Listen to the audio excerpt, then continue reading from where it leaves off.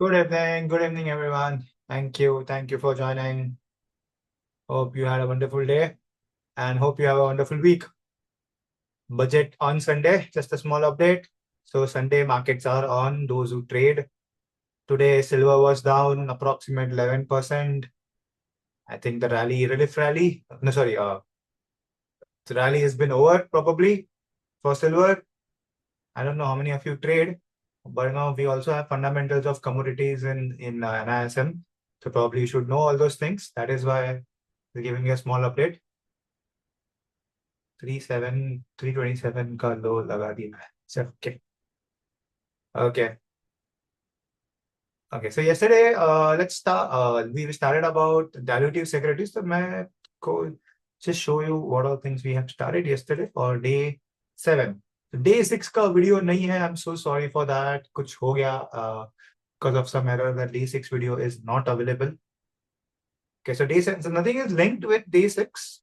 अलग ही था वो. So day 7 today obviously it is linked with the day 8. So day 8 we will again talk on the ESOPs part. I hope now everyone is clear with what is dilutive and the basic EPS. हमने कल सबने wrong किया था, correct?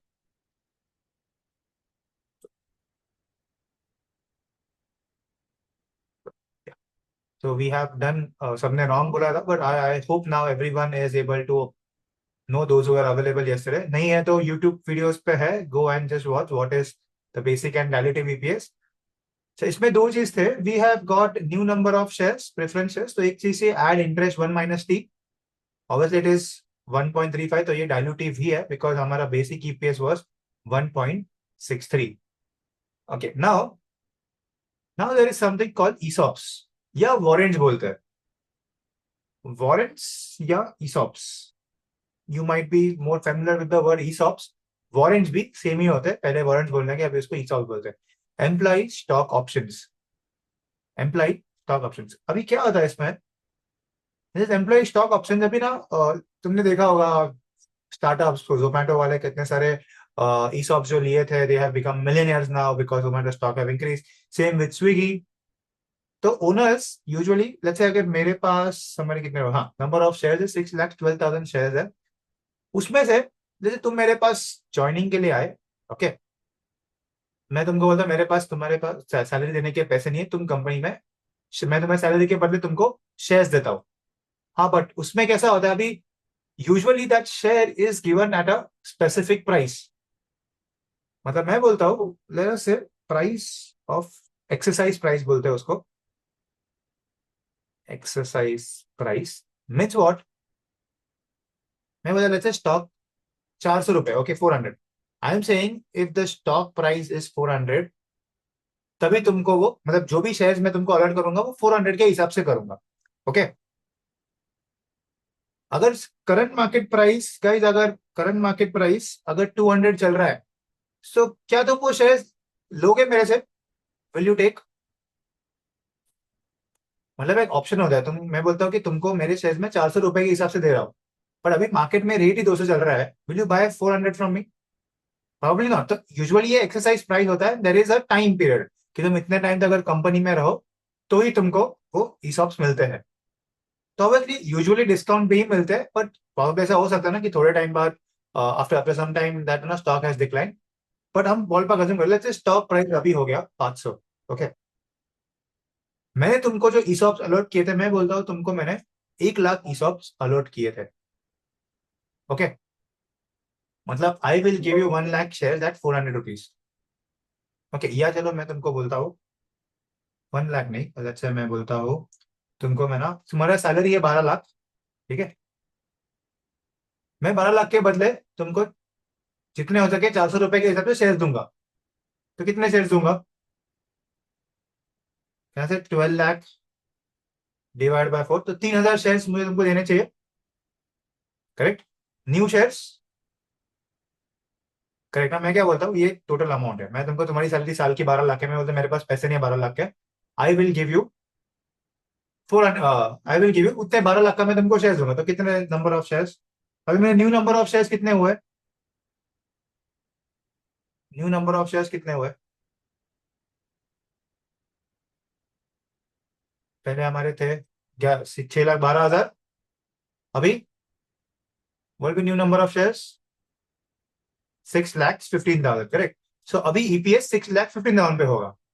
But इसमें एक trick है. जैसे अभी हमने सब किया था, प्रेफरेंस शेयर्स, या डिवेंचर्स, उसमें हम डायरेक्टली ऐड किए थे. पर इसमें क्या कंसेप्ट होता है, हम ना 3,000 शेयर इशू नहीं करेंगे डायरेक्टली. पता है इसमें क्या होगा, मेरा ईपीएस और डायल्यूट हो जाएगा, मेरा ओनरशिप और डायल्यूट हो जाएगा. Correct. My ownership will get more diluted. तो इसमें क्या होता है, अभी ना ये 12 लाख के शेयर जो होते हैं ना, मतलब कैसा होता है, तुमने मुझे 12 लाख रुपए दिए, ठीक है. वेस्टिंग का तुम्हारे पास ऑप्शन होता है कि 3,000 शेयर तुम्हारे पास ऑप्शन है, तुम उसको शेयर्स में कन्वर्ट कर सकते हो. तो कैसे अज्यूम होता है, this is the amount, let's say that you gave me. ठीक है, 12 लाख का अमाउंट तुमने मुझे दिया, वही अज्यूम होता है ना. तो अभी क्या होता है, 12 लाख के अमाउंट का, see how it works, after 12 lakh amounts, अगर मैं मार्केट से खरीदने जाऊं तो गाइस मुझे कितने शेयर्स मिलेंगे.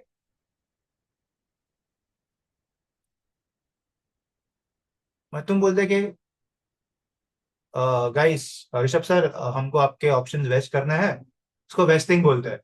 दैट हमको कंपनी के शेयर्स चाहिए, हमारे 12 लाख ले लो, और हमको, क्योंकि डिस्काउंट में चल रहा है ना अभी, 12 लाख के हिसाब से हमको शेयर्स दे दो. तो तुमको मुझे 3,000 शेयर्स देना है, करेक्ट. तो मुझे नए शेयर्स कितने इशू करने हैं. तो सी हाउ इट वर्क्स, तुम मुझे 12 लाख रुपए देते हो, मैं 12 लाख रुपए जाके मार्केट में जाता हूँ. ओके. तो गाइस मुझे कितने शेयर्स मिलेंगे, कैन आई से 12 lakh divide by 500, I will get 2,400 shares. Correct. Now मुझे तुमको कितने देने थे, 3,000. मेरे पास शॉर्टफॉल कितना है,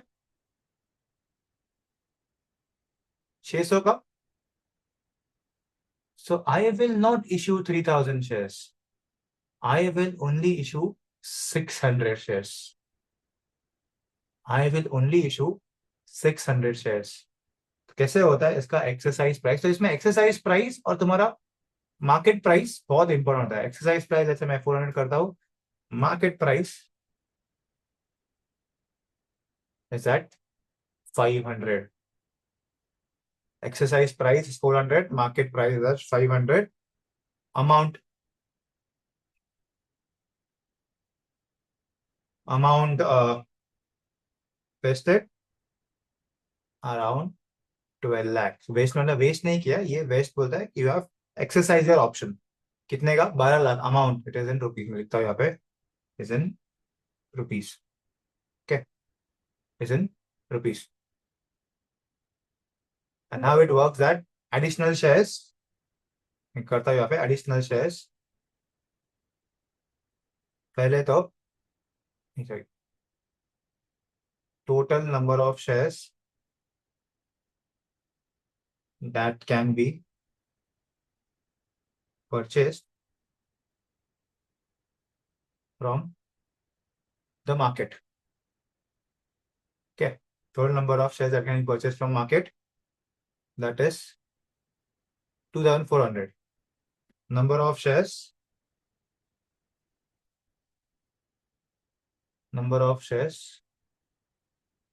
to be given, 12 lakh divided by 400. मुझे 400 के हिसाब से 3,000 shares. Shortfall,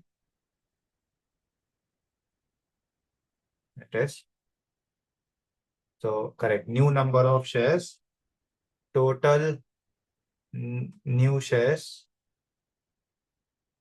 issued, that is 600. Total new shares issued is 600. So now total number of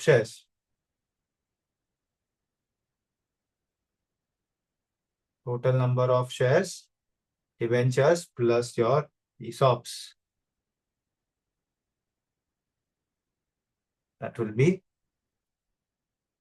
6,12,000 plus तुम्हारा lakh, and then your EPS will be, PAT यही रहना, PAT divided by number of shares. So EPS is 1.34, और ये EPS नीचे गिर गया. तो ये एक ऑप्शन था हाँ, क्या नहीं, मार्केट प्राइस, हाँ क्या होता है Rupali, what is it that, मैंने तुमको 12 लाख रुपए दिए, करेक्ट। एक्साइज प्राइस कितना था, 400 रुपए के हिसाब से मुझे तुमको शेयर्स देने हैं, करेक्ट। कि एक्साइज प्राइस हमने डिसाइड किया था, तो उस हिसाब से मुझे तुमको कितने शेयर्स देने हैं, 3,000। तो अज्यूम करो कि तुमने मुझे 12 लाख रुपए दिए, मुझे तुमको कितने शेयर्स देने हैं, 3,000 शेयर्स देना है। बट जब मैं मार्केट में जाके बाय कर रहा हूँ, मैं बाय कर सकता हूँ ना मेरे शेयर्स मार्केट से, तो मुझे कितने मिल रहे हैं 12 लाख में, 2,400, राइट। तो शॉर्टफॉल कितना है, मतलब 2,400 तो मैं तुमको मार्केट से उठा के दे दूंगा, और बाकी के 600 मैं कहाँ से दूंगा, तो बाकी के 600 I will issue new shares. तो क्या होगा, मेरा इक्विटी पोर्शन ज्यादा dilute, number of total share ज्यादा डाइल्यूट नहीं होंगे, ओके। नंबर ऑफ शेयर ज्यादा डाइल्यूट नहीं होंगे। तो मुझे तुमको देने थे 3,000 शेयर, बट मैं जब मार्केट से तुम्हारे पैसे से जब मैं खरीद रहा हूँ, तो मुझे 2,400 ही मिल रहा है, क्योंकि मैंने तुमको कमिट किया था कि आई will give you share eight 400 rupees. But अभी जब तुम मुझे पैसा दे रहे हो, तो मुझे अम, मुझे 400, मुझे सिर्फ 2,400 शेयर ही आ रहे हैं। हाँ, कंपनी के लिए लॉस होगा ना, बट शाश्वत, मतलब ये तो मैंने तुमको एक, लॉस नहीं होता, एक्सपेंस हो गया कंपनी के लिए। 600 रुपये है, वो है एक्सपेंस हो गया, क्योंकि मैंने तुमको बोला था कि मेरे पास पैसे नहीं, इसके लिए तुम ईसॉप लेने को रेडी हो गए। फिर मुझे ज्यादा लॉस थोड़ी हुआ है, मैं तो कम लॉस हुआ है, 100 रुपए का ही लॉस हुआ है हर शेयर के पीछे, वरना मुझे तुमको सैलरी देनी पड़ती। बट हमने पहले ही डिसाइड किया था ना कि मेरे पास सैलरी नहीं है, और सिंस तुम कंपनी में हो, तो I will give you an benefit. हाँ, तो डिफरेंस होगा ना। अब इसमें क्या हो रहा है, इसमें अकाउंटिंग, हिमांशु, क्या होता है इसमें, पैसे आए, तुमने शेयर्स खरीदे, करेक्ट। बैंक में पैसे तुमने सिर्फ नया क्या इशू किया, कैश के इम्पैक्ट किधर हुआ है, कैश इम्पैक्ट कहाँ पे हुआ है, सिर्फ नए नंबर ऑफ शेयर इशू हुए 600 बस। नए नंबर ऑफ शेयर जब इशू होते हैं, तो this is a cash free, cash तो आया नहीं है यहाँ पे। तो नंबर ऑफ शेयर तुम कहाँ से इशू करते हो, पता है तुमको, तुम्हारे अदर रिजर्व एंड सरप्लस होता है ना, शेयर कैपिटल बढ़ेगा और रिजर्व एंड सरप्लस उतना ही अमाउंट से कम होगा, क्या, जो अमाउंट दिया था रिजर्व एंड सरप्लस से वो अमाउंट कम होता है। ये बोनस शेयर और स्प्लिट शेयर्स का कम अकाउंटिंग है। न्यू शेयर्स इशू तो कम क्या होगा, लायबिलिटीज बढ़ गए, आइडियली पैसा आना चाहिए, कैश शुड इंक्रीज, बस कैश तो आया नहीं है, तो क्या होगा, तुम्हारा अदर इक्विटी डिक्लाइन होगा। It is like raising funds, same like raising fund, पैसे आए नहीं है तुम्हारे, कंपनी से तुमने रिजर्व्स में से उसको पे किए, सिक्योरिटीज प्रीमियम जो होता है, वहां से तुमने उसको पे किए, ओके। तो इसमें हार्डली कुछ इंपैक्ट हुआ ईपीएस में, फाइन। तो और balance sheet and PNL are probably complete, मैंने सब ऑलमोस्ट काफी सारी चीजें बता दी है, बैलेंस शीट और पीएनएल क्या होता है। अभी हम जाते हैं रेशियोज पे। अच्छा, बैलेंस शीट के रेशियोज तो हमने किए थे, सिर्फ बैलेंस शीट रेशियोज क्या होता है, मैंने बताया था बैलेंस शीट में सिर्फ दो ही रेशियो होते हैं, एक डेट टू इक्विटी होता है, एक करंट रेशियो होता है, जो सिर्फ बैलेंस शीट रिलेटेड होता है, current ratio, quick ratio and cash ratio, right. हमारे तीन रेशियो होते हैं बेसिकली, जो सिर्फ बैलेंस शीट के रेशियो होते हैं। डेट टू इक्विटी, मैं करूं मेरा long term date divide by total equity. Total equity ये लो, या एडिशन ऑफ, इसलिए टोटल इक्विटी होता है, ठीक है, ठीक है, टोटल इक्विटी लेते हैं। So my debt is 0.0, total equity, debt to equity 0.03। Good company, stable company और unstable company, stable company unstable company, debt to equity 0.03, good. अच्छा guys, if I ask you मुझे ना ये परसेंटेज में निकाल के दिखाओ, तो कैसे निकालोगे, मतलब मैं पूछूं डेट कितना परसेंटेज और इक्विटी कितना परसेंटेज है, अच्छा भाई तुम्हारे पास ये कुछ है ही नहीं, तुम्हारे पास सिर्फ डेट टू इक्विटी का रेशो है ना। If I ask you how much percent is debt, how much percent equity, तो कैसे निकालोगे, कैसे निकालोगे? Any idea? Debt to equity into 100, but debt तो है नहीं ना शिमांशु। अभी मेरे पास सिर्फ यही नंबर है, 0.03। I don't have any other number.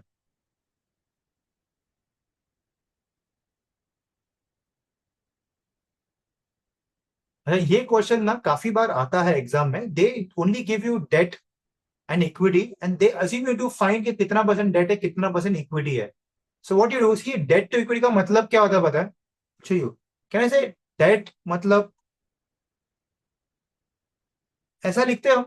अगर फ्रैक्शन में लिखना होता तो मतलब डेट टू इक्विटी क्या, एक अगर इक्विटी है तो 0.03 डेट है। Can I say that? Can I say that? अगर एक इक्विटी है तो डेट इतना 0 पॉइंट, वही मतलब हुआ ना। मतलब मैं बोलूं डेट टू इक्विटी 2 है, इसका क्या मतलब हुआ? अगर डेट 2 है तो इक्विटी 1 है। एम आई राइट? वही मतलब वही हुआ ना। मैं बोलूं डेट टू इक्विटी 2 है मतलब क्या, डेट 2 है और इक्विटी 1 है। हाँ करेक्ट। सो कैन आई से, नहीं जो इतना करने से अच्छा you can do it in this way. If my debt is 0.3 and my equity is 1, so my total capital, can I say is 1.03? Can I say that? My total capital is 1.03. तो guys from the total capital मेरा date कितना है? क्या करूं? 0.03 divide by 1.03। बोल सकते हो 25% है, सॉरी 3% है। क्या किया मैंने? 1.03 इज माई टोटल कैपिटल, मतलब मेरे मुझे पैसा डेट और इक्विटी टोटल मिला के मेरे बिजनेस चलाने के लिए उन्होंने 1.03 रुपीज दिए है। उसमें से डेट कितना है? 0.03। तो गैस इक्विटी कितना होगा? 2.5% इज इक्विट डेट, ऑब्वियसली। या फिर हम 1 डिवाइड बाय 1.03 भी कर सकते हैं, मैंने किया बराबर है। But this is a better way of understanding it. किसी किसी को समझता है, किसी किसी को नहीं समझता है। This is a better way of saying. मतलब मैं क्या इसी, डेट टू इक्विटी है मतलब मुझे क्या पता, मुझे पता है 97% डेट है, 3% इज द इक्विटी। तो ये ऐसा ढूंढते हैं। अगर एग्जाम में आता है क्वेश्चंस, कभी कभी लोग डेट टू इक्विटी का रेशियो नहीं, वेट्स नहीं देते, तो ये वैक में काम आता है। जब तुम weighted average cost of capital करते हो तभी ये काम में आता है। कि सिर्फ डेट टू इक्विटी दिया होता है, तुमको बोलते तुम ढूंढो। Okay, let's go to current ratio. हमारे current ratio, current assets by current liability. अच्छा रिपीट करो, रिपीट द लास्ट पार्ट। अच्छा, तो Prashant what does it mean is that, Prasad sorry, if I say my debt to equity is 2, इसका क्या मतलब होता है? मेरे पास लोन 2 है और इक्विटी कितना है? 1। Can I say that? मतलब अगर मुझे बिजनेस चालू करना था तो 2 रुपए मैंने बैंक से लिए और 1 रुपया मैंने खुद का डाला। Can I say that? वही मतलब होता है ना उसका। मुझे बिजनेस चालू करना है, 2 रुपया मैंने बैंक से लिया और 1 रुपया मैंने इक्विटी से खुद के डाले, तो कितने रुपए डाले मैंने टोटल? टोटल कितने रुपए डाले मैंने? 3 रुपए। करेक्ट। तो 3 रुपए में से मैं बोलता हूँ, परसेंटेज में पूछू तो डेट कितना परसेंटेज था 3 रुपए में से 2/3, 66%। और इक्विटी 33% था। मैं ऐसे करता हूँ, 1/4 कर, 3/4 कर दे। Best best, 3/1। मेरा डेट टू इक्विटी 3 था, डेट टू इक्विटी 3 मतलब डेट 3 और इक्विटी 1 है। देन टोटल मेरे पास 4 रुपए है, 4 रुपए में से 3 रुपए मैंने डेट से लिए, तो 75% मेरा डेट है पूरे कैपिटल में। एंड इक्विटी कितना है? 25%। गॉट इट प्रसाद? मैं सिर्फ परसेंटेज में बात कर रहा हूँ और कुछ नहीं। मेरे पास 4 रुपए है, 4 रुपए में से 3 रुपए डेट का है, तो कितना परसेंट डेट से आया है? 75%। Okay. Okay, so now current ratio is 2/9। Quick ratio, quick ratio क्या करूंगा मैं? Current assets minus the inventories divide by current liabilities. My quick ratio obviously एक कम ही होगा, and my cash ratio will be directly cash divide by cash and cash equivalent होता है, short term investment भी लेते हैं हम उसमें, ठीक है। मैं cash and cash equivalents and short term investments divide by current liabilities. This is a more stringent way to look at any company. Okay. Prepaid को क्यों लेस नहीं किया? अच्छा हाँ, प्रीपेड भी लेस कर, सॉरी मैं ध्यान नहीं दिया, प्रीपेड भी we can less, sorry. Prepaid expenses तो गए हैं, सो सॉरी। यूजुअली प्रीपेड सब में नहीं होते, हाँ प्रीपेड भी तुमको लेस करना है क्योंकि वो खर्चा ऑलरेडी हो चुका है, वापस नहीं आता है पैसा। ठीक है, 2.4। हाँ प्रीपेड होगा तो प्रीपेड भी माइनस करना है। ठीक है, current liabilities by total current liabilities. Okay, ये हो गया बैलेंस शीट रेशियोज। इसके रेशियोज हमने किए थे gross margin, only balance PNL ratios, gross margin, EBITDA margin, EBIT margin and PAT margin. Right, ये तीन रेशियो हमने ऑलरेडी फाइंड किए थे, मैं फिर भी लिंक करके रख देता हूं। हमने ऑलरेडी सब किए थे, gross margin, EBITDA margin,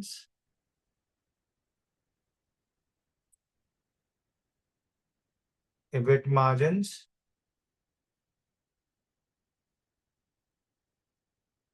and तुम्हारा पैट मार्जिन वाज 42। ठीक है,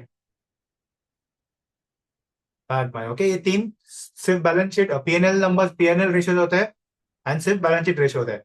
अभी why balance sheet is important? Because balance sheet से तुमको तुम्हारी स्टेबिलिटी समझती है, पीएनएल से तुमको तुम्हारा इनकम समझता है। मतलब क्या फर्क है पीएनएल और बैलेंस शीट में, समझो। Balance sheet is to understand the stability of a company, financial health of a company. मतलब आज मेरे पास गाड़ी है, मेरे पास घर है, मेरे पास खाने पीने को पैसा है, इसका मतलब आई एम स्टेबल। ओके, इसका मतलब I am stable, it doesn't mean I am good. Okay, मतलब मैं स्टेबल हूं। तो गाइस, लाइफ में स्टेबिलिटी चाहिए या इनकम चाहिए? मोस्ट इंपॉर्टेंट क्या है? मोस्ट इंपॉर्टेंट स्टेबिलिटी और इनकम।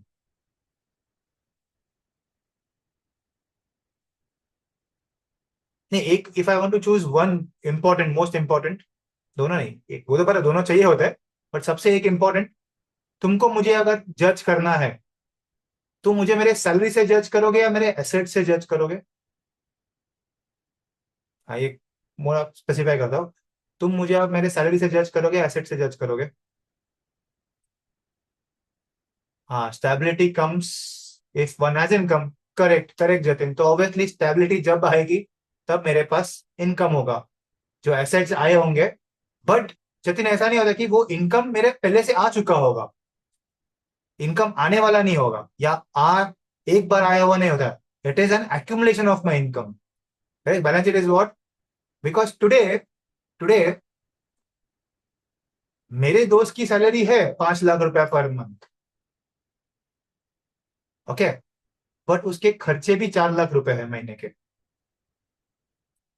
एंड आज मेरा इनकम 50,000 है, but I have assets worth ₹5 crore. फर्क है, फर्क है।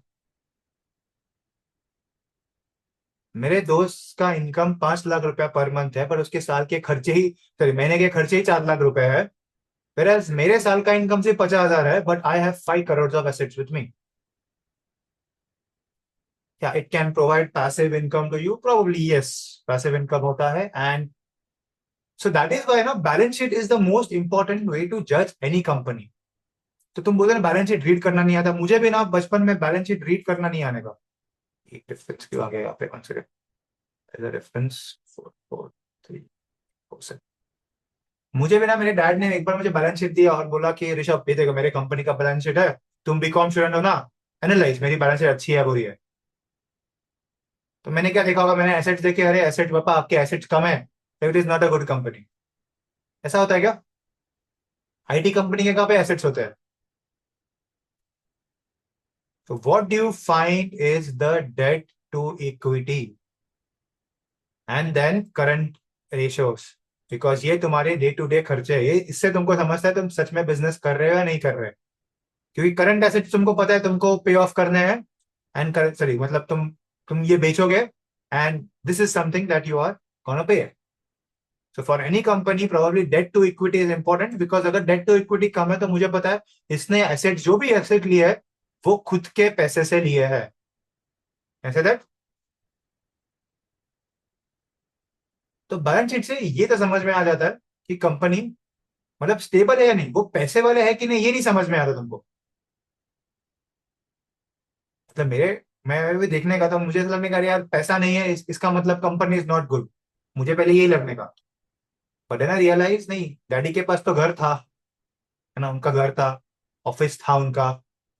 अब भले वो कमा नहीं रहे but it's a stable company. But balance sheet से क्या आता है, बैलेंस शीट से ग्रोथ नहीं समझता है, अब तक क्या किया वही समझता है। फ्यूचर फोरकास्टिंग बड़ा डिफिकल्ट होता है बैलेंस शीट पे। तुमको अगर मैं फिर अभी मुझे अगर मेरे डैड की कैपेसिटी मेंटेन करनी है, कैपेसिटी जज करनी है, तो हाँ मैं बोलूंगा तुम कमाते कितने हो साल का। ओके, तुम कमाते कितने, बिकॉज ये बिजनेस होता है, it is not a life, ये बिजनेस है। तो बिजनेस में तुम स्टेबल तो हो, but can you grow? There are two different things. Business में are you stable and can you grow? Stable है गुड साइन, बट ग्रोथ नहीं है तो कुछ फायदा नहीं है। सिर्फ ग्रोथ है और स्टेबल नहीं है तो भी प्रॉब्लम है। ओके, मतलब सिर्फ ग्रोथ, ग्रो मैं जैसे example, classic example Zomato, Swiggy, growth है बट स्टेबिलिटी है क्या उन्होंने? नहीं, स्टेबिलिटी उन्होंने नहीं है, तो ये है। ग्रोथ इज गुड, तुम देखोगे रेवेन्यू बहुत ग्रो हो रहा है बट उनके पास स्टेबिलिटी नहीं है। हाँ सेम विद पेटीएम, करेक्ट। अभी एच डी एफ सी का ये प्रॉब्लम है। फिर एच डी एफ सी में क्या है, balance sheet is very good but growth ही नहीं है, बिकॉज वो इतना बड़ा हो चुका है कि अभी इसमें ग्रोथ ही नहीं है उसके पास। तो ये भी एक प्रॉब्लम होता है। Prasad is saying new issue और इंटरनल अक्रूवल से फंडिंग कैपेक्स कर कर रही है, then it's a good company. Internal accrual से कर रही है तो गुड, फंडिंग से कर रही है तो नहीं, न्यू इशू से कर रहे हो तो नहीं। ओके, हाँ big fish in big pond. Big fish in big pond का प्रॉब्लम क्या होता है कि वो कभी बड़ा नहीं होता है, उसका बड़ा हो चुका है वो। अच्छा big fish in okay, so fish एक बार बड़ा हो गया तो growth rate is very slow, and पता है क्या हुआ एचडीएफसी का फिर एट द एंड, क्या करना पड़ा एचडीएफसी को? इतना बड़ा हो चुका है, ग्रोथ के लिए what are they doing? They have merged or else they acquire, जैसे अभी एचयूएल कर रहा है, इतना बड़ा हो चुका है। Balance sheet is definitely good, ratios भी अच्छे खास है, बट ग्रोथ किधर है? मतलब मैं तुमको आज बोलता हूँ, लेट्स से मेरे पास मेरी बैलेंस शीट भी है, मेरे पास 10-15 करोड़ का घर है, एंड मेरे पास मेरा इनकम भी 5 करोड़ है। ये 5 करोड़ का 50 करोड़ होगा क्या? कि 0 से 5 करोड़ करना ही बहुत बड़ी बात थी, कि 5 से 50 कैसे होगा? So this is where analysis comes. तुम जो करते हो ना वो फाइनेंशियल स्टेटमेंट एनालिसिस हो गया, this is where research comes. तुम जो करते हो वो सिर्फ तुम्हारा नॉर्मल बैलेंस शीट और पीएनएल एनालिसिस हो गया। वो आज मैं बताऊं वो तो कोई बच्चा भी कर पाएगा, उसको मैं थोड़ा बहुत बता दो ना क्या देखने होते हैं, तो वो भी आराम से कर लेगा। So now what we do is, अभी हम एग्जैक्टली बात करते हैं कि बैलेंस शीट और पीएनएल का कॉम्बिनेशन क्या होता है। I am not going on the cash flow as of now. Balance sheet और पीएनएल का कॉम्बिनेशन क्या है, कि जो पैसे लगा रहे हैं उसका वो कुछ कर रहा है, या बस कंपनी में पैसे लगाते जा रहे हैं और हमको कुछ रिटर्न ही नहीं आ रहे, बिकॉज ये बड़ा हो चुका है। तो फर्स्ट इज, सबसे पहला तुमने जब कंपनी को पैसे देता है इक्विटी ओनर, तो return on equity is what you look at. तो return on equity is nothing but your profit after tax divide by average equity. याद रखना एवरेज इक्विटी मतलब last year plus this year divide by 2, average equity last year plus this year divide by 2। तो मैं अगर बोलूं हमारा PAT,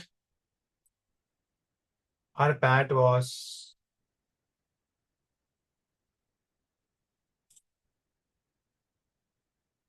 divided by your equity, total equity, 43%. Good sign. Means if you are investing 100 rupees in the company, ROE का मतलब क्या होता है ना, majority of the time students ना ROE जब पूछते ना what what do mean by ROE is return on equity ऐसा बोलते हैं, या फिर फॉर्मूला होता है पैड बाय एवरेज इक्विटी। ऐसा नहीं होता है। ROE means how much money you make, how much percentage return you make on 1 rupee invested. How much percentage return you make on the amount invested or 1 rupee invested. Example, sir, if the ROA is 40%, it means if I have invested 100 rupees in the company, I am getting 40% return. Okay. Return on equity, percentage return on amount invested. This is how you answer in interviews. ROE मतलब ना return on equity, average PAT by average equity, वो तो it is how we found. तो मतलब क्या होता है? तो गाइस 42% है। आइडियली कितना होना चाहिए आरओई कोई कंपनी का? तुम बताओ, तुम एक बिजनेस कर रहे हो, कितना होना चाहिए कंपनी का ball park number and why? ROE business कितना होना चाहिए एंड वाई? मतलब वो ये कि तुम पैसा डाल रहे हो, तुमको कितना परसेंट रिटर्न आ रहा है हर साल का?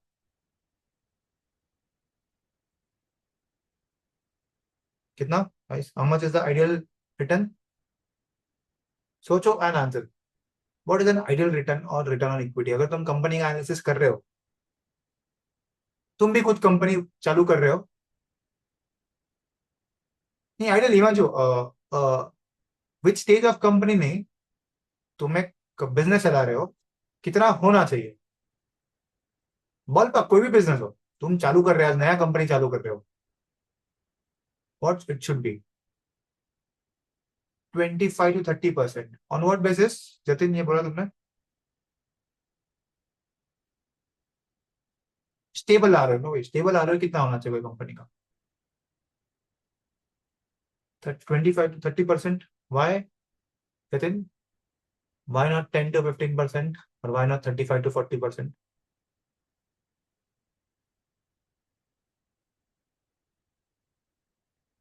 एनीवन? मतलब तुम, मैं क्यों पूछ रहा हूं मैं, क्योंकि तुम आज बिजनेस कर रहे हो, तुम अगर तुम्हारे पैसा डाल रहे हो, पैसा टाइम, तो कितना परसेंट रिटर्न आना चाहिए कंपनी में? ये एक बेसिक क्वेश्चन है, nothing else. Because there are very less returns for the rest the investors are bearing. It depends on peer and circle. कोई कंपनी, मेरा बताओ, मेरा आरके एडवाइजर ही है, बताओ। Never give answer like depends in the interviews. अगर depends बताओगे ना, वो तुमको सामने 100 क्वेश्चन पूछेगा। ऐसा अगर क्वेश्चन पूछता है what is the ROE of an ideal company, sir in absence of information the ideal return for a company is around X amount. Don't assume. मैंने बोला है कि विच स्टेज ऑफ कंपनी है? Did I ask you? Did I tell you growing है, stable है, कुछ बोला है मैंने? मैंने सिर्फ पूछा है एक कंपनी का आरओई कितना होना चाहिए। क्योंकि व्हेन यू से ना it depends, it is assume कि तुमको बहुत सारी चीजें देखा, तुमने बहुत सारे कंपनीज देखे हैं, बहुत सारे इंडस्ट्रीज ट्रैक किया है। तो मैं पूछूंगा प्रसाद, बताओ मेटल का कितना होता है? बताओ टाटा टाटा स्टील कौन से स्टेज में है? बताओ रिलायंस कौन से स्टेज में है? बताओ तुमने ऐसे कौन सी कंपनी एनालाइज की है जो एक स्टेज में है? बताओ जोमेटो कौन से स्टेज में है? Then you are screwed up in the interviews unnecessarily, क्योंकि तुमने कुछ रिसर्च नहीं किया होता है। ठीक है? Never ever answer such kind, it's which stage it depends on. उल्टा जवाब तुम पे ही आ जाएगा इन एब्सेंस ऑफ इन्फॉर्मेशन। हाँ, मैं बोलता हूँ 10 to 12 नहीं होता हिमांशु।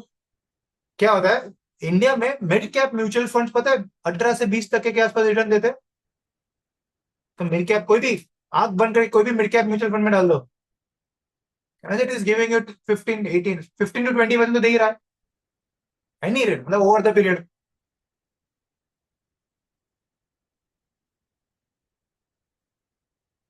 सो 15 to 20% तो कोई भी मिड कैप दे रहा है, तो मैं इतना रिस्क लेके गाइस, अगर बिजनेस में मुझे 10-15% ही कमाना है, तो फिर म्यूचुअल फंड में ना पैसा डालो। तो अगर if I am investing in a company, ideally the return on equity should be more than 20 to 25%, at least more than 20%, prefer over 25। क्यों पूछा गया, क्यों? Sir mid cap mutual fund तो ऐसे भी 20% का रिटर्न दे रहा है, without any, with minimum risk, risk है बट मिनिमम रिस्क है उसमें, because it is been manage by someone else. इसमें तो रिस्क भी है फेल होने का। Mutual fund will never go to zero. तो सर आइडियल रेशियो इज, अगर तुम भी कोई बिजनेस देख रहे हो, तो देखना कि उसका आरओई कितना मैक्स हो सकता है। एंड पता है, इट इज ऑलवेज मैक्स। अब तुम ऐसे नहीं बोल सकते, सुनो ना कि आरओई 100%, हर साल 100% आरओई नहीं हो सकता, it is always the stable rate. इसके लिए बोलते हैं 10 साल का पहले का बैलेंस शीट देखना होता है। You have to look at the balance sheet PNL of the last 10 to 15 years, क्योंकि ये कंपनी ने मैक्स आरओई कब किया था, कैसे है, क्यों पता है, क्यों पता है? अगर मैं ना कोई कंपनी में पैसा लगा रहा हूं, तुम बोलता हो कि 50% आरओई मैं कर रहा हूं, पता है इसका मतलब क्या होता है? मैंने अगर 1,000 रुपए डाले स्टॉक्स में, देखा अजूमिंग इन्वेस्टिंग करते हो, तुम बोलते हो सर आरओई 50% है कंपनी का एट हाई स्टेज, तो वो तो सेट। अभी जैसे स्टॉक मार्केट है, हर साल 50% से बढ़ता है क्या? अरे पॉसिबल, हर साल 50-50% से बढ़ेगा? पता है एवरेज रेट है उसका, एक साल वो माइनस में भी गया था।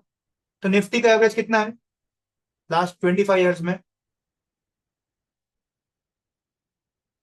हाँ, अराउंड 14 to 15%, या 12%, 12 to, depending on which era you are, 12 to 15% के बीच में है। तो तुम ये नहीं बोल सकते कि सर स्टॉक मार्केट ने मुझे 50% का रिटर्न दिया, क्योंकि ना मेरे पास ऐसे कितने लोग आते हैं स्टूडेंट्स, तो बोलते हैं कि sir I am investing in the stock market, मैंने इन्वेस्ट किया था, अब मेरा स्टॉक डबल हो गया, 100% आरओई। तो इसके लिए कंपनी को जब भी जज करते ना, वी जज ऑन द हिस्ट्री। तो मैं इतना ही पूछता हूँ, कोविड के पहले का रिटर्न बता तुम्हारे। सर मैंने कोविड के बाद इन्वेस्टमेंट करना चालू किया, तो पूरी दुनिया ने डबल किया पैसा, तुम अकेले हो।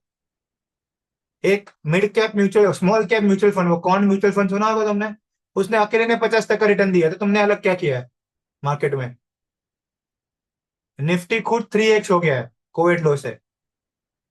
So you have not done anything exceptional. तुम और बोलो ना कि सर मैं इन्वेस्टमेंट किया है, मेरा पैसा ऐसा हुआ, नहीं। इट इज लास्ट 10 साल में पैसा तुमने कितना इन्वेस्टमेंट किया है। इसके लिए equity research jobs required experience, कि तुम 1-2 साल के इन्वेस्टिंग पे नहीं बोल सकते कि सर मैंने इतना रिटर्न किया, उतना return, because it is not possible. क्योंकि क्वेश्चन आता है, ठीक है तुमने 5x किया ना, मुझे बताओ अभी कौन सा स्टॉक लेना जो 5x होगा। रिमेंबर ये क्वेश्चन आता है, if you tell the interviews की सर आई एम इन्वेस्टिंग, मैंने इतना पैसा इन्वेस्ट किया, हिस्ट्री कभी नहीं बोलनी है, अभी कौन सा लेना है बताओ, अभी कौन सा लेना है बताओ, एंड जो 50% से ग्रो होगा, पॉसिबल है? से मैं बोल रहा हूँ यहाँ पे 42% है, मतलब इसका मतलब ये है कि मैं 1,000 रुपए डाल रहा हूँ और हर साल मुझे 42% आ रहे हैं। इज इट पॉसिबल इतना रिटर्न करना? इतना रिटर्न करना इज नॉट पॉसिबल। ये ओवर द पीरियड कम ही होता जाएगा। होते अभी मेरे एक कंपनी था नेटको फार्मा, 35-40% रिटर्न करने का। पता है क्यों करने का वो? क्योंकि वो हर साल कोई एक नया ब्लॉकबस्टर ड्रग डेवलप करने का जिसका मार्जिन हायर थे। One of the best stock ever that I track, 35-40% हर साल करने का, विद अमाउंट इन्वेस्टेड। क्योंकि क्या होता है पता है, व्हेन यू स्टार्ट इन्वेस्टिंग, तो तुम्हारा जो पैट है यहाँ पे, लेट्स से हमारा पैट आया था अभी यहाँ पे 8,23,000, तो मैंने बैलेंस शीट पे लिया था। पता है नेक्स्ट लाख जैसे वापस हम 8 लाख का प्रॉफिट करो, तुम्हारा बेस बढ़ जाएगा। Can I say that?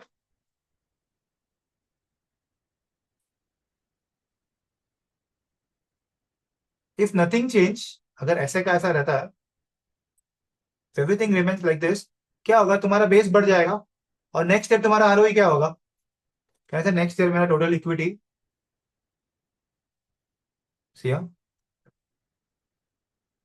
if I talk about next year total equity, FY26 के मैं टोटल इक्विटी की बात करता हूँ, लेट्स से मैं उतना ही प्रॉफिट करता, everything remain same.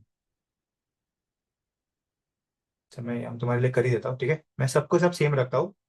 Assuming this is FY26, okay, I take everything same, कुछ भी चेंज नहीं करता, ऐसे का ऐसा मैं करता हूँ,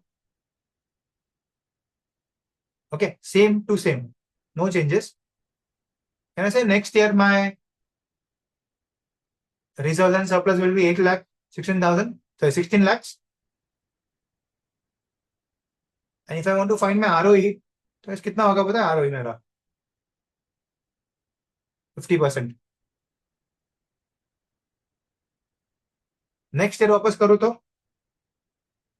नेक्स्ट ईयर इफ आई से मेरा बेस और बढ़ गया, ओके, एंड अभी मेरा प्रॉफिट विल बी सीधा 33%। Have you done anything wrong over year? कुछ गलत किया तुमने? हर साल सेम प्रॉफिट कर रहे हो, कुछ गलत किया है? फिर भी आरओई डिक्लाइन हो गया, तो is it a bad sign? Is it a bad sign? मतलब तुमने कुछ भी नहीं किया है, वैसे का वैसा बिजनेस कर रहे हो, यहाँ पे तुम अच्छे थे, थर्ड ईयर में अचानक से खराब हो गए। इज दिस हाउ यू जज अ कंपनी? तुम ही बताओ। तुमको पता है, आई विल गिव एन एग्जांपल। तुम अब एमबीए नहीं हो गए, जब तुम अभी एमबीए कर रहे हो गए, तो your minimum expected salary is 12 lakhs, assuming you from tier 3 tier 4 college, ठीक है, मिनिमम एक्सपेक्टेशन 12 लाख होता है। तुमने उसके लिए कितना इन्वेस्ट किया एमबीए में? एमबीए में कितना इन्वेस्ट किया होगा तुमने? 5-10 लाख, 5 लाख, तो 10 लाख, ठीक है, 10 लाख इन्वेस्ट किया, you made 12 lakhs rupees. 6 lakh है, ठीक है, 6 लाख डालता हूँ, 6 लाख, 6 लाख इन्वेस्ट किया, guys what is ROE? What is ROE? 6 lakh नहीं, 12 लाख तो इन्वेस्ट किया, बचेगा तो कम ना, जैसे तुम्हें 3 लाख बचता है, okay, assuming you save 3 lakh, 12 lakh तो तुम्हारा सेल्स होगा, तो मैं बोलता हूँ तुम्हारा ROE was 50%, okay. So guys, अगले साल वापस तुम 6 लाख डाल के और एक एमबीए करो, तो तुम्हारा सैलरी 12 लाख 24 लाख हो जाएगा, ऐसा होगा? ऐसा होगा क्या? फिर वापस तुम 6 लाख डालो, अगले साल वापस 24 का, 24 का 30 हो जाएगा, 36 हो जाएगा, प्रोबेबली नॉट, ऐसा नहीं होता ना। तो तुम्हारा जो पैसा आया वो तुम क्या करोगे, सोचो। तुमको अगर 50% आरओई मेंटेन करना है, is it possible 50% profit maintain करना? सो आइडियल इंडिया में कंपनी अराउंड 20 से 25 के आसपास आरओई सेटल होता है, कभी कभी उसके नीचे भी जाता है, अगर ज्यादा ही स्टेबल कंपनी होगी तो उसके नीचे भी जाता है, फॉर एग्जांपल रिलायंस। तो should you invest in company like Reliance for growth? Growth के लिए इन्वेस्ट करोगे? तो जिनका ROA on the declining phase, probably उसके बारे में तो बात ही नहीं करनी होती है, बिकॉज अगर किसी कंपनी का आरओए 40-50% है, डू यू नो कि वापस उतना ही पैसा डाल के उतना कमा सकता है क्या? सुनो, Tesla has done that. Tesla ने जो 6 लाख रुपए दी, उसने पता है क्या किया? अज्यूमिंग तुम टेस्ला हो, तुमने 3 लाख रुपए कमाए, तुमको वापस इन्वेस्ट करने थे। He invested in SpaceX, he invested in different other ventures, उसने वो साइबर ट्रक बनाया which are having a much more value. हाँ, फिर अभी क्या हो गया, अभी इतना बड़ा हो गया कि अभी उसका आरओई स्टैग्नेंट हो गया है, okay. So one of the important measures to understand return on equity, इसका ड्यू पॉइंट भी आता है, बट उसको बाद में करते हैं हम, इसको जरा और ब्रेक करते हैं आरओई को, बट इसके साथ और एक आता है return on capital employed. Interview में क्वेश्चन आता है, what is the difference between return on equity and return on capital employed? ये क्वेश्चन इंटरव्यूज में आते हैं, क्या फर्क है दोनों में। अच्छा, कैपिटल एम्प्लॉयड का मतलब क्या होता है? Anyone would like to answer, what do you mean by capital employed?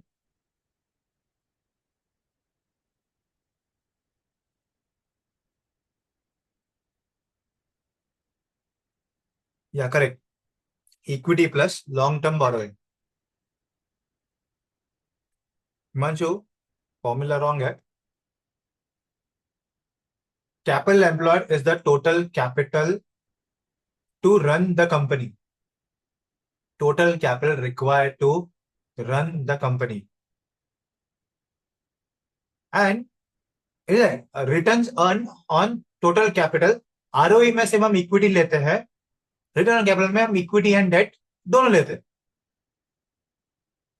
That's the only difference sir. In ROE we talk from shareholder perspective, but ROC we also talk from the debt holder perspective.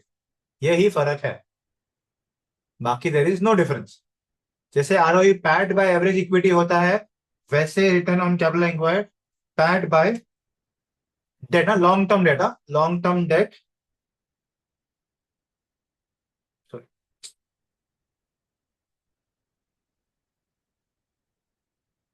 Long term debt plus total equity. But इसमें एक trick है, इसमें हम PAT नहीं लेते। क्यों? Why you don't take PAT? मैं तुमको एग्जांपल दूं और ये क्यों इंपॉर्टेंट होता है। Why ROC is the most important than ROE? Give an example. हम स्टॉक मार्केट में सब है, लेट अस से गाइस, हम दोनों ना 1 लाख रुपए स्टॉक मार्केट में इन्वेस्ट किया, ठीक है। इससे मैं बोलता हूँ मैं ऋषभ, अंदर से इसका नाम लो, चलो हिमांशु तुम्हारा नाम लेते, तुमने फॉर्मूला बोला ना पहले, हिमांशु। ओके, हिमांशु तुम और मैं दोनों स्टॉक मार्केट में 1-1 लाख रुपए आते हैं, ठीक है। मेरे पास पैसे नहीं है, मेरे पास खुद की सिर्फ 50,000 है, और मैंने बैंक से लोन लिया है 8% पे, ठीक है, 50,000। तुम्हारे पास, हिमांशु के पास पूरे पैसे हैं, ठीक है, you have the entire money, तुम्हारे खुद के 1 लाख रुपए थे, फाइन। हम दोनों ने एक ही स्टॉक लिया, लेट्स से हम दोनों ने टाटा मोटर्स ही लिया, ठीक है। कितने के लेंगे दोनों? तो हमने एक ही स्टॉक लिया, फिर टाटा मोटर्स, ठीक है, 1 लाख के। तो लेट्स से मैं बोल रहा वो चल रहा था 500 रुपए पे, आज भी, ठीक है। तो क्या ना, इससे मेरे पास भी 200 शेयर होंगे और तुम्हारे पास भी 200 शेयर होंगे, करेक्ट। ने भी टाटा मोटर्स लिए 500 रुपए के। दोनों का कैपिटल एम्प्लॉयड कितना था? 1 लाख। ऐसे कैपिटल एम्प्लॉयड दोनों ने बिजनेस में कितना पैसे लगाए? ऐसे ट्रेडिंग करना हमारा बिजनेस, दोनों ने 1 लाख रुपए लगाए। अभी मैं बोलता हूँ वो 500 का शेयर हो गया, लेट्स से 550, 10% बढ़ गया, ठीक है। 500 का शेयर हो गया 550, लेट्स से मैं बोलता हूँ यहाँ पे 10% increase in price, that comes to, this is the, let's say तुमने ये बेचा, सेलिंग प्राइस 550, कॉस्ट प्राइस कितना था? 500, परचेज एट 500। तो ये कहने से we both made the same profit. Himanshu बोल रहा था दोनों ने सेम प्रॉफिट किया, सेम ही स्टॉक था ना।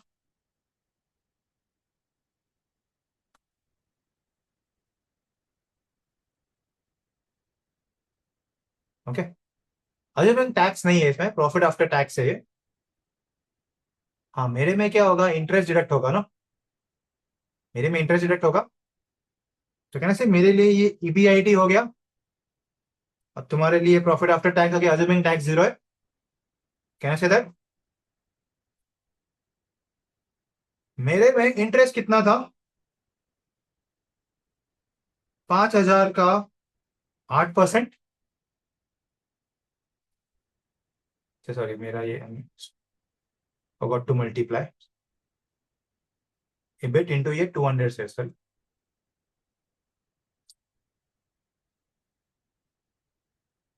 मैं शेयर एक ही शेयर करेगा 200 से, ओके करेक्ट। तुम्हारा 10,000, मेरा भी 10,000, उसमें से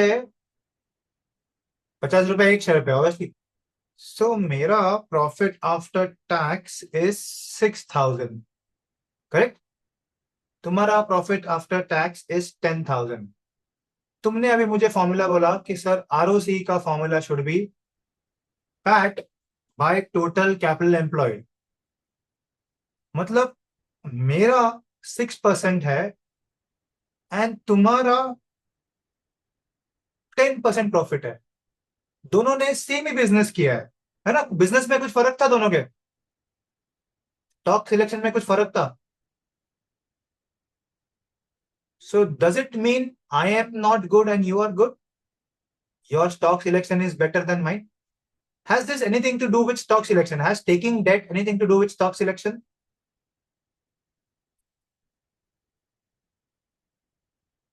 तो मुझे बताओ कि प्रॉफिटेबिलिटी अगर जज करनी है तुम्हारी और मेरी, तो क्या लेवल पे जज करना चाहिए? एबिट लेवल पे या पैट लेवल पे? ऐसे एबिट लेवल पे I should, so EBIT will be, so can I say EBIT divide by 1 lakh? Because तुम्हारे वो इंटरेस्ट, तुम ना इंटरेस्ट नहीं कैलकुलेट, क्योंकि वो इंटरेस्ट तुमने मजबूरी थी ना मेरी, इसके लिए मैंने लिया। But does it mean I am not a good businessman और I don't know how to select stock as Himanshu is? So ROC what give, it gives a better measure to judge a company's performance, operating performance बोल सकते हैं। ROC is a better measure to judge company's operating performance. ROE is looked at from a equity holder's point of view, but to judge a company's business from operations, ROC is the best measure because debt profile can be different. क्योंकि अगर तुम्हारा ROE और मेरा ROE में compare करूं तो हमेशा फर्क ही आएगा वो, कि तुमने डेट लिया है मैंने नहीं लिया है, सॉरी मैंने डेट लिया तुमने नहीं लिया है। So if you want to compare an ROE of ROC, ROC is EBIT 1 minus T। अच्छा इसमें भी टैक्स भी माइनस करेंगे, बिकॉज EBIT है, जैसे इंटरेस्ट में किया था 1 माइनस T, वैसे इसमें भी करेंगे, बिकॉज ऑफ इंटरेस्ट टैक्स भी बचता है। तो it is not PAT, it is EBIT, ये याद रखना, इंटू 1 माइनस T। क्यों करते हैं 1 minus T? Because interest helps you save taxes, interest helps you save taxes, तो ये याद रखना। तो हमारे इसमें कितना था हमारा EBIT, we do it EBIT into 1 minus हमारा टैक्स रेट था 30%, डिवाइड बाय, नहीं ऊपर कर रहा हूं यहाँ पे, डिवाइड बाय हमारे बैलेंस शीट में हमारा debt and total equity. ROC is a better measure to judge companies operating performance, companies operating performance, and ROE specifically judge the company's performance related to the from equity shares point of view, and this is from a shareholder companies debt holders or equity holders point of view, because this is more important. This actually checks your operating profits. तो हम ना जब ये company research करते हैं तो we never look at ROE. तुमको आज पता चला होगा इतने सालों बाद दैट एनालिस्ट लोग कभी आरओई देखते नहीं है। We never look at ROE. अगर कंपनी के पास डेट है या इंडस्ट्री में ही अगर डेट है तो हम आरओई देखते ही नहीं है। टाटा मोटर्स का आरओई और मारुति का आरओई हम चेक ही नहीं कर सकते। टाटा मोटर्स के पास भर भर के डेट है, Maruti is a zero debt company. तो क्या देखे, टाटा मोटर्स का आरओई कंपेयर करें मारुति के आरओई से। अच्छा गाइस, अगर डेट नहीं है तो कहना है से ROE is equal to ROC. अगर डेट ही नहीं है तो, डेट नहीं है तो लॉन्ग टर्म डेट नहीं होगा, बचा क्या इक्विटी। डेट नहीं है तो इंटरेस्ट नहीं होगा, तो बचेगा क्या, पैट, करेक्ट। तो अगर डेट नहीं है तो ROE and ROC will be same, but अगर डेट है probably there will be different ROC. कभी कभी ऐसा होता है कि ROC is much more than the ROE, ऐसा होता है एट टाइम्स। यूजुअली कम होना चाहिए बिकॉज इट इज, इसका क्या है, the base is bigger, but sometimes अगर ऑपरेटिंग प्रॉफिट ज्यादा है और इंटरेस्ट अगर, है ना, इंटरेस्ट रेट तुमको अगर बहुत हाई लेवल पे मिल रहा है, तो प्रॉब्ली आरओसी कभी कभी ज्यादा होता है आरओई से। बहुत रेयर सिनेरियो है, यूजुअली कम ही होता है। बिकॉज समझा क्यों कम होता है? एक तो पैट स्मॉल अमाउंट होता है इबिट से, आरओई यूजुअली, सॉरी, इक्विटी जो बेस है वो कम होता है क्योंकि यहाँ पे दोनों बेस ऐड होते हैं। तो यूजुअली आरओसी ही कम ही होता है आरओई से, usually. But there are things that ROC उससे ज्यादा होता है। इसका मतलब अगर आरओसी रिटर्न इक्विटी से ज्यादा है, इसका मतलब उसके पास डेट बहुत ज्यादा है। मतलब एबिट बहुत बड़ा है और पैट बहुत छोटा है, ऐसा भी हो सकता है। बैंक्स में आरओसी नहीं देखते, शायद बैंक में तो आरओई देखते हैं ना, रिटर्न ऑन एसेट सुन के। बैंक का एनालिसिस पूरा अलग हो जाता है, nothing to with bank. Bank का एनपीएस होता है, net and return on assets होते हैं बेसिकली, एडवांसेस, कासा रेशियो, वो सब होते हैं इसमें। बैंक में आरओसी आरओई नहीं आते, निम्स होते हैं। निम्स तो प्रॉफिटेबिलिटी है, बट बैलेंस शीट में रिटर्न ऑन एसेट्स होते हैं। हाँ, इंफ्रास्ट्रक्चर सेक्टर में, रियल एस्टेट सेक्टर्स में यस, आरओसी ही इंपॉर्टेंट होगा। एनी सेक्टर होते जहाँ पे डेट है, even for that's an auto sector. तुम अगर टाटा मोटर्स मारुति देख रहे हो तो you cannot compare Tata Motors ROE with Maruti ROE. You see a different, बहुत फर्क दिखेगा तुमको। तो यू कैन नॉट जज बोथ, दोनों का बिजनेस कितना है। Because as an analyst you have to think of the future. Guys, can I say debt तो कभी ना कभी रीपे हो जाएगा? Can I say that date can be repaid? फिर अचानक से तभी आरओई बढ़ जाएगा।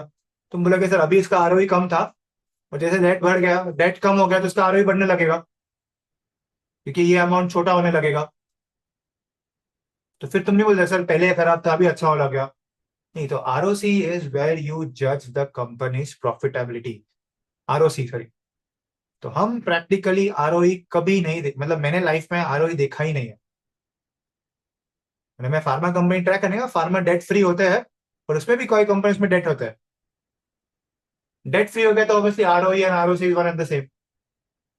तो हम आरओसी की ही बात करते हैं any any given time. And PAT में ना और एक प्रॉब्लम होता है, पैट में पता है वो अदर इनकम ऐड होते हैं, देखा ना?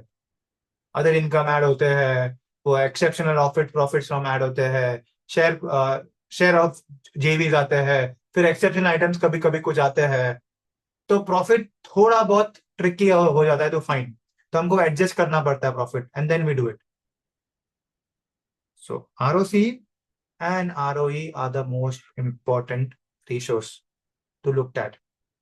फिर आता है तुम्हारा return on assets. This can be synced with asset turnover. This can be synced with asset turnover. Return on assets and return on capital employed probably same ही होता है। क्यों पता है क्यों? Really why? ये डेट और इक्विटी से तुम क्या लेते हो गाइस? तुम्हारे पास डेट लिया, तुम्हारे पास इक्विटी है, क्या करते हो इस चीज का? उसके एसेट्स ही लेते हैं ना, उसके बीपी लेते हैं। तो यूजुअली कैपिटल एम्प्लॉयड और ROA is usually the same. तो usually capital employed is much better है, क्योंकि एसेट में क्या प्रॉब्लम है? एसेट में ना तुमको अभी डाइवर्स फर्क करना है कि कौन से एसेट लेने हैं तुमको। ओके, उदित आज something, but sir as an analyst, if अगर मार्केट में ऐसा सिनेरियो आता है लाइक 2008 क्राइसिस, वहाँ डेट वाली कंपनीज पे ज्यादा इम्पैक्ट हुआ था as compare to debt free company, so we can prefer debt free company. वो तो चॉइस है ना तुम्हारा। सी ऐसा उल्टा इम्पैक्ट भी आता है जब आरओसी आरओई तुम्हारा डेट के वजह से ज्यादा बढ़ता है, डेट है तो। वो तो वन ऑफ इवेंट है ना उदित, वो तो स्टेबिलिटी पे आ गए तुम। स्टेबिलिटी तो इधर ही आ गए ना, मेरे बैलेंस शीट रेशियो पे ही आ गए, मैं तुमको इधर ही पूछा ना। डेट टू इक्विटी, मैं क्या बात कर रहा हूँ, ग्रोथ की।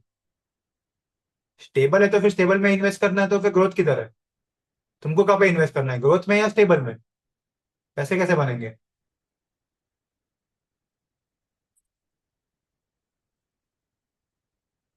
ग्रोथ पे ना, तो you have to talk about growth. तो तुम डेट से ग्रोथ करो या इक्विटी से ग्रोथ करो, मुझे क्या लेना देना है? अभी तुम यहाँ पे बोल रहे हो कि सर, अगर ये स्टॉक 500 का 400 हो गया तो आप तो डूब जाओगे, ये हिमांशु सेफ रहेगा। तो ठीक है ना, बट मेरा पता है यहाँ पे आरओई कितना है guys, if I want to ask, if I want to tell you, मेरा आरओई कितना पता है? I have made a PAT of 6,000, invest कितना किया मैंने equity? My ROE is 12%, Himanshu का आरओई कितना है? 10%। लेवरेज, लेवरेज बोलते हैं डुअल एज सॉर्ड होता है। It can help you grow, it can also help you fall. But अगर ग्रोथ पर्सपेक्टिव है तो you have to take risk, वरना रिस्क फ्री कंपनी इन्वेस्ट करके भूल जाओ। राइट? तो फिर तुमने एनालिसिस ही क्या किया उधर? ठीक है, हाँ, date free company, stable company, तो तुम्हारे तो कोई पूछने वाला है ही नहीं तुमको। ये डेट फ्री कंपनी, ठीक है, पूरी दुनिया को पता है डेट फ्री कंपनी है। Then what? सर उसका आरओई 40%, डू यू थिंक 40% हर साल करेगा वो? तो डिक्लाइन ही होने वाला है पैसा, या फिर वो पैसे बांट देगा। अभी तुम ये बोलते ना, I will give you one question, मुझे तुमने बोला ना, एक क्लासिक एग्जांपल था guys, ROC is 100%, good company, ROC of 100%, कोई कंपनी का आरओसी 100% है, is it a good company? Yes और no? No? Yes, obviously yes ना। आरओसी मतलब तुम 100 रुपए डाल रहे हो, 100 रुपए कमा रहे हो, वो कंपनी 100 रुपए डाल रही है और 100 रुपए कमा रहे हैं, obviously it's a good company, higher the ROC better. But एक सोचने वाली बात है कि ऐसी कोई कंपनी है क्या जिसमें तुम पैसा डालो हर साल डबल हो रहा है? मतलब मीनिंग वही हुआ कंपनी का, तुम हर साल पैसा डाल रहे हो, हर साल पैसा डबल हो रहा है। Is it possible practically? और फिर भी हम बोलेंगे sir ROC 100% is a best sign. तो वो भी तुमको समझना होता है। शो यू, एक कंपनी है, मैं भी हैरान हो गया था जब when I was looking at this, Castrol India, इसका नाम है, रेशियो बोल तुमको। Look at the ROC, 106, 117, 179, 133। मतलब तुम एक कंपनी में पैसा डालो, हर साल डबल हो रहा है, हर साल पैसा डबल हो रहा है। गुड ना? याद रखता, मैं मिलियनर, अंबानी जैसे आदमी अगर ये कंपनी में पैसा देता तो he will rich trillion, trillion के ऊपर भी अगर कुछ होगा तो ही विल रिच। करेक्ट? तो पता है आरओसी 100% क्यों हुआ है? There two reasons for it. ये रेशो बढ़ने का रीजन क्या हो सकता है? प्रॉफिटेबल कंपनी है, कहने से डेट कम हो गया पूरा, तभी ये रेशो बढ़ेगा। कहने से दैट, यस, एंड जब भी मेरा इबिट बढ़ेगा तब भी ये रेशो बढ़ेगा। एंड ऑब्वियसली तुम बोल रहे अगर इक्विटी कम होगा, इक्विटी कम होगा मतलब तुम बोल रहे हो प्रॉफिटेबिलिटी कम होगा, तो आइडिया डेट शुड डिक्रीज और एबिट शुड इंक्रीज। करेक्ट? मतलब ही कंपनी अच्छी कर रहा है ना, it means that company is doing good, कि डेट भी रीपे कर रहा है एंड तुम्हारा एबिट भी बढ़ा रहा है, एबिट भी बढ़ रहा है। तो मुझे भी यही लगा, देखो मुझे भी यही लगा, अरे वाह ऐसा होना चाहिए फिर कंपनी का। तो मैंने क्या देखा, मैंने ना यहाँ पे जाके उसके एबिट मार्जिन देखे, ये रहे, तो स्टेबल है भाई, ठीक है, मतलब देखो नंबर देखो, 600, 800, 900, 1000, मार्जिन आर स्टेबल, 29, 30, 27 को कम ही हो रहा है। तो मुझे लगा होगा डेट कम करता होगा, इसके लिए आरओसी बढ़ा होगा। तो मैंने बैलेंस शीट पे गया डेट देखने को, उसका डेट इज 0, फिर भी उसका रेशियो कैसे बढ़ रहा है? Debt is 0, EBIT is not increasing, stable है, तो फिर ये रेशियो कैसे बढ़ रहा है? क्या हुआ होगा?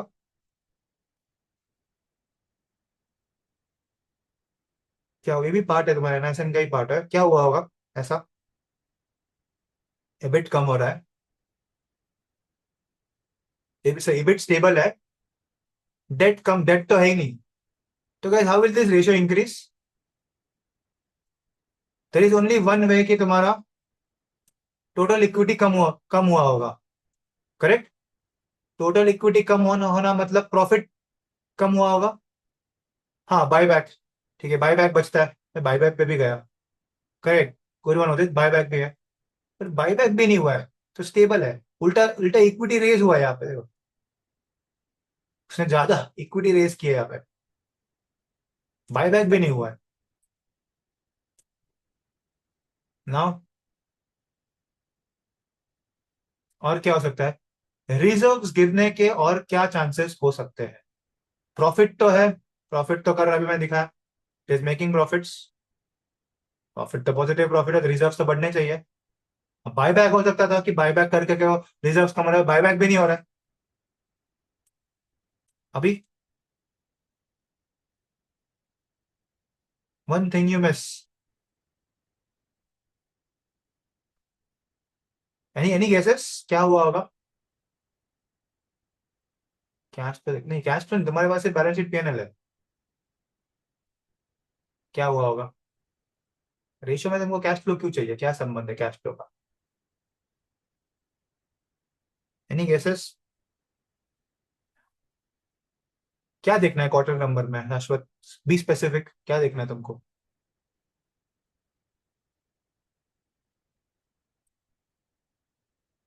एक्विजिशन होगा तो इक्विटी क्यों गिरेगा?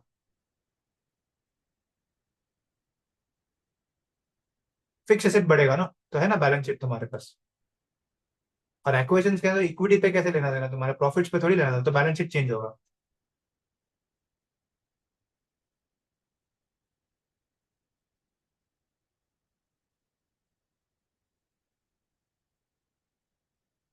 गाइस रिजर्व्स कम होने के और एक चांसेस होता है, paying off dividends, paying off, company almost 100% dividend pay कर रहा है, इसका क्या मतलब है? तुम जितने भी पैसे कमा रहे हो सब बांट रहे हो, कंपनी में वापस री इन्वेस्ट ही नहीं कर रहे। ऐसा क्यों करते हो? ऐसा क्यों करते हो? Why do you do that? Why do you do that? You don't invest back in the company, what is the reason? नहीं तो इंक्रीज आ रहा नहीं, प्रैक्टिकल रीजन बताओ, what is the practical reason? Why are you not investing in the company again? Mature stage हो गया है and there is no growth from year, तो पैसे के करेंगे क्या वो? 600 700 करोड़ कमा रहे हैं, वो क्या कर सकते हैं? इन्वेस्ट तो वापस कर नहीं सकते, तो क्या इन्वेस्ट करके वैसे भी ग्रोथ नहीं आ रहा है? So let me tell you, Castrol India ना, कैस्ट्रॉल तुम भी बाइक में डालते हो ना petrol, Castrol India has 95% market share in India, Castrol India has 95% market share in India, बढ़ सकता है अभी यहाँ से, मतलब कॉम्पिटिटर्स हार्डली कुछ है, तुम बोलते कि सर वो भी कॉम्पिटिशन नहीं होगा, सब सिर्फ कैस्ट्रॉल मोनोपोली हो जाएगा, ऐसा होगा? Possibly not. सो जब कंपनी हाई डिविडेंड्स देते हैं ना, इसका ये भी मतलब होता है high dividend pay out ratio, इसका मतलब ये भी होता है कि company do not see any growth in the future years, that is why they pay off, high dividend giving companies are not good, Hindalco, then there is Vedanta, फिर government companies IOCL BPCL, सिर्फ dividend देते हैं because इनमें growth ही नहीं है, those companies don't have growth. So ये भी रीजन से आरओसी बढ़ता है, तो यू हैव टू सी कि आरओसी बढ़ कैसे रहा है, आइडियली आरओसी कैसा बढ़ना चाहिए, either the debt is declining और इबिट इज इंक्रीजिंग। अभी डेट इज डिक्लाइनिंग तो ये कॉर्पोरेट इशू है, बट ठीक है, debt declining is a good sign, but your EBIT should increase, it means, और इसके लिए आरओसी बढ़ा तो इट्स गुड साइन, वरना सिर्फ आरओसी बढ़ रहा है, it is not a good sign. Next year तुम बोलोगे सर 40 का 45% हो गया, sir it is a good sign, बेटा हुआ क्यों है?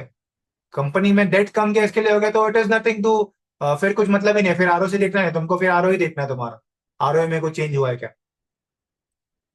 तो हम जो डी पॉइंट करके तो बताऊंगा कि जब डेट कम होता है तो आरओसी बढ़ता है और आरओई कम होता है। तुमको यही देखना है कि अगर आरओसी मेरा बढ़ रहा है तो क्या मेरा इबिट मार्जिन बढ़ रहा है क्या।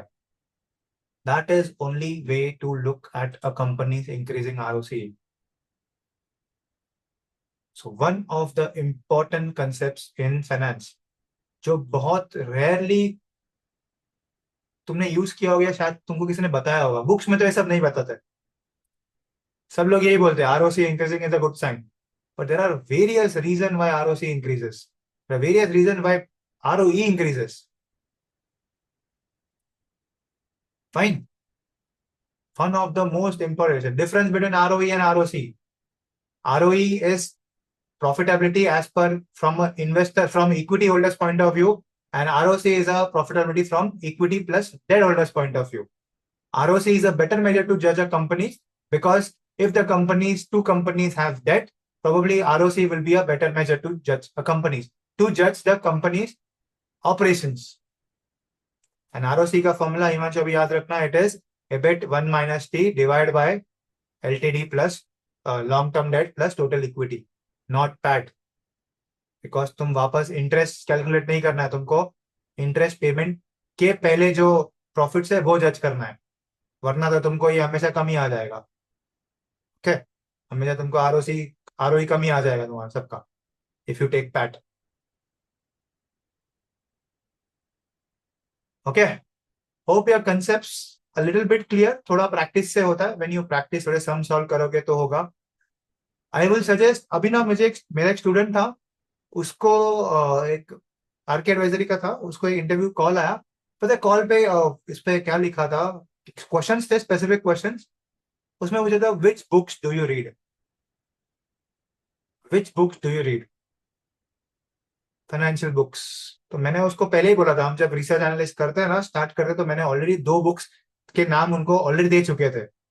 Peter Lynch, one of the Wall Street by Peter Lynch, best practices for buy side and sell side analyst, and five rules of, sorry, Pat Dorsey का था वो, five rules of successful investing. दो तो compulsory है, तीसरा मैंने बोला था रीड करके रखना। If you don't read books तो भी तुम्हारे सीवी कभी कभी रिजेक्ट हो सकते हैं। तुम वो हॉबीज लिखते हो ना, इसमें हॉबीज क्या लिखते हो, हॉबीज, मैं आज तुम्हारे इसमें हॉबीज क्या लिखते हो, कि एज अ फ्रेशर तुम्हारे सीवी पे तो और कुछ होता है नहीं, हॉबीज क्या लिखते हो, सिंगिंग, डांसिंग, प्लेइंग, रीडिंग, है ना, ये लिखते हो ना, playing cricket, playing football, singing. If you write such kind of hobbies, probably तुम्हारा CV 90% of the time reject हो जाएगा for finance roles. Your hobbies should be reading newspapers, reading financial newspapers, reading financial books, specific name the books which you read. ये दो ही hobby होने चाहिए तुम्हारे। अगर ये दो हॉबी नहीं है तुम्हारे तो probably core finance roles are not for you. Core finance roles are not, है मेरे पास उसका, एक सेकंड में तुमको बताता हूँ, वो झूठ लगता होगा। मैंने स्टार्टिंग ही बोला था जब मैंने क्लास चालू किया था, first day in my introduction session only I tell कि ये रीड करके रखना, बट नहीं, टाइम नहीं होता तुम्हारे पास। If that is the case then don't complain कि सर हमको जॉब्स नहीं मिलते कोर फाइनेंस में। Show you,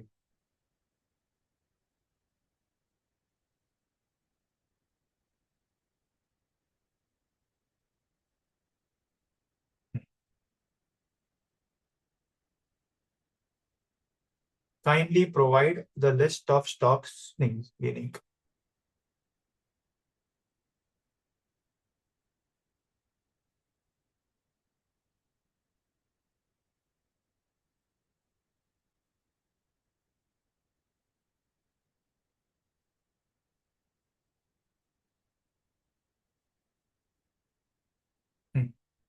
Which newspapers do you read every day? Which books you have read in the last year?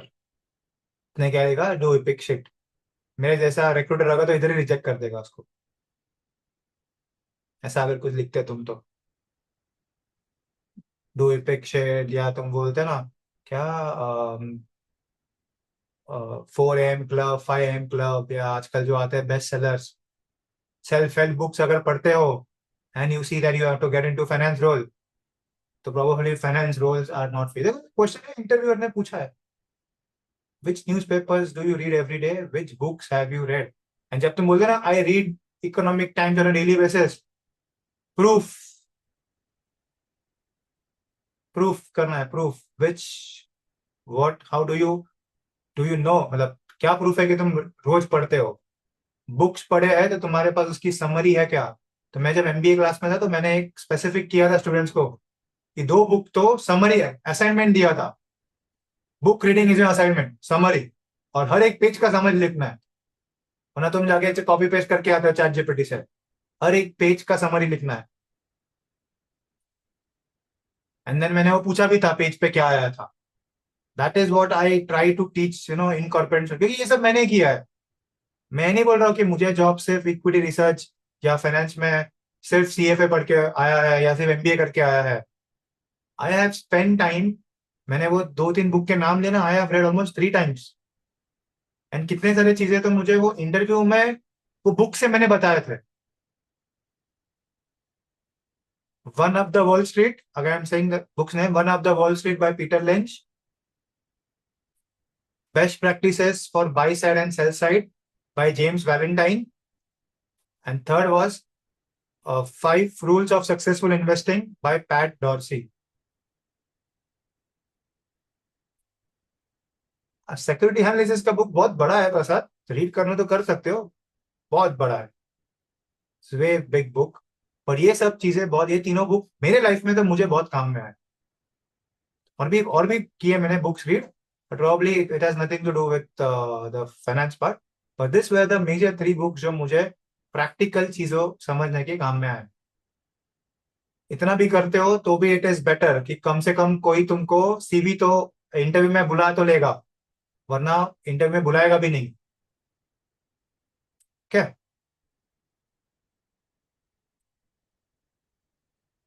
हाँ, रीडिंग करना important है. Yes, it is very important. Okay guys, तो thank you. Will meet again on Monday 7:45 and will continue with the sessions.